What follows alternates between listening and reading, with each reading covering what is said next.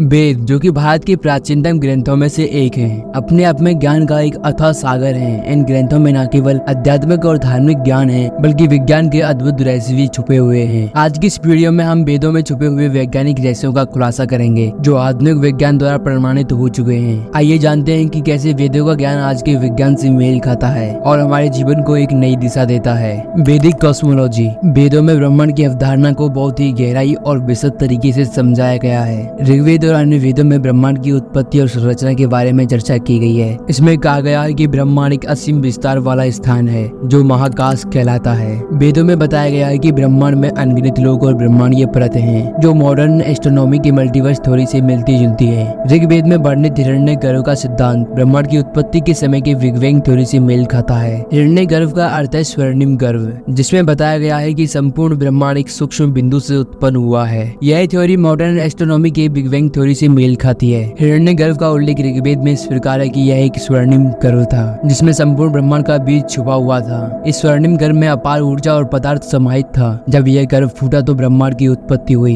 इस सिद्धांत के अनुसार ब्रह्मांड की उत्पत्ति एक छोटे खनिज बिंदु से हुई, जिसमें अपार ऊर्जा थी, और बिग बैंग थ्योरी के अनुसार लगभग 13.8 बिलियन वर्ष पहले ब्रह्मांड की उत्पत्ति एक अत्यधिक गर्म और खनिज बिंदु से हुई थी। इस बिंदु में अपार ऊर्जा और पदार्थ समाहित था, और अचानक एक विस्फोट के साथ यह बिंदु फैल गया और ब्रह्मांड का विस्तार हुआ। इस घटना को बिग बैंग थ्योरी कहा जाता है। बिग बैंग थ्योरी के अनुसार ब्रह्मांड की शुरुआत अत्यधिक छोटे खनिज और गर्म बिंदु से हुई, जो कि हिरण्यगर्भ के कॉन्सेप्ट से मिलती जुलती है। वेदों में वर्णित हिरण्यगर्भ का सिद्धांत केवल ब्रह्मांड की उत्पत्ति को ही नहीं, बल्कि उसकी संचालन और संरचना को भी विस्तार से समझाता है। इसमें कहा गया है कि यह स्वर्णिम गर्भ सभी जीवों और पदार्थों का स्रोत है, और यह ब्रह्मांड के समस्त तत्वों को नियंत्रित करता है। इसी तरह बिग बैंग थ्योरी भी यही बताती है कि ब्रह्मांड की शुरुआत से ही उसके सभी तत्व भौतिक नियम अस्तित्व में आए। Quantum physics in Veda. Quantum physics और वेदों के बीच अद्भुत समानताएं देखी जा सकती है। वेदांत में बताया गया है कि हर वस्तु में एक सूक्ष्म ऊर्जा होती है, जिसे प्राण कहा जाता है, और यह ऊर्जा जीवित और निर्जीव वस्तु सभी में मौजूद होती है, और इसे ही जीवन का आधार माना जाता है। क्वांटम फिजिक्स में भी हर कण की अपनी ऊर्जा होती है, और उनकी स्थिति और गति निर्धारित करती है। क्वांटम फिजिक्स यह भी मानती है कि ऊर्जा और पदार्थ एक दूसरे के साथ घनिष्ठ रूप से जुड़े हुए हैं, जो वेदों में प्राण के सिद्धांत से मेल खाता है। कॉन्सेप्ट ऑफ माया। वेदों में माया का सिद्धांत बताया गया है कि यह संसार जो हमें वास्तविक में लगता है, वह वास्तव में एक भ्रम है। माया यह संकेत देती है कि हमारे भौतिक अनुभव वास्तव में अस्थायी हैं और केवल एक भ्रम है,